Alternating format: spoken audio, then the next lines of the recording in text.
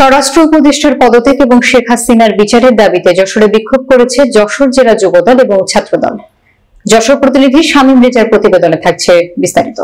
মঙ্গলবার দুপুরে শহরের প্রাণকেন্দ্র দড়াটানা থেকে বিক্ষোভ মিছিলটি বের হয়ে শহরের প্রধান প্রধান সড়ক প্রদক্ষিণ করে মণিহারে গিয়ে শেষ হয়।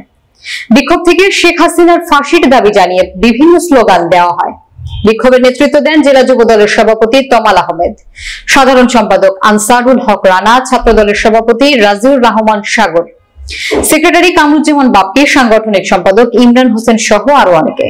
এ সময় নেতৃবৃন্দ বলেন, একটি পতিত স্বৈরাচার সরকারকে পুনর্বাসন করার চেষ্টা করছে স্বরাষ্ট্র উপদেষ্টা।